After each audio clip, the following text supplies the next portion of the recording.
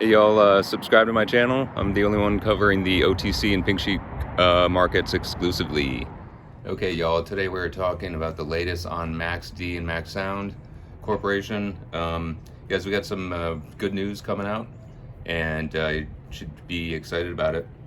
So basically, one of the things that I wanted to note in the bankruptcy proceedings for Greg is that there's a ton of creditors, and the creditors are all credit card companies basically and banks, where it seems apparent that Greg took out a bunch of credit cards against MAXD and maybe on his own personal as well, and ran up the tabs and probably never paid them.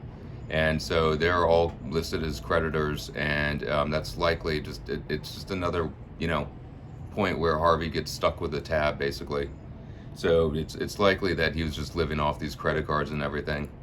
Anyway, also in the bankruptcy proceedings, there was a tentative ruling on the order to order Greg out of the home, and then it turned into a minute order, and that's likely what happened. And there's a stipulation on the 7th of February, which turned into a stipulated order on the 8th, because there was a hearing on the 7th.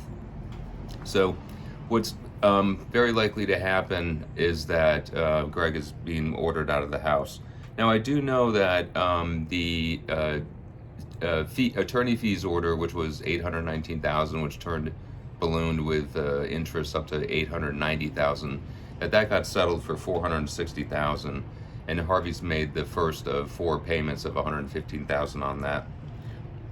So, and now the court has ordered the disposition of the preferred shares, which is what is under the Harvey Vishery Trust, and he's going to dispose of those shares however he sees fit. So right now it's likely happening that Greg and Harvey are negotiating how many shares he might get of common stock or whatever for the preferred, or to get out of the house without making a mess. But that is the latest. And also, now I do also know that that for the Harvey Trust to make money on the shares, that the stock has to hit 2 to 5 cents. So there's going to be a huge push in probably starting in about 30 days, where there's going to be an announcement of a temporary consultant like John Blacher, and then he's not going to be the CEO or interim CEO or anything like that. He's just a consultant, but they're going to be doing a CEO search and to put things back on track for the company. So I would look for a rewarding spring for the stock, and I'm looking forward to 2 to 5 cents myself. This information is for entertainment purposes only. I am not a financial advisor, and none of the content here should be construed as financial advice or an offer or solicitation for securities.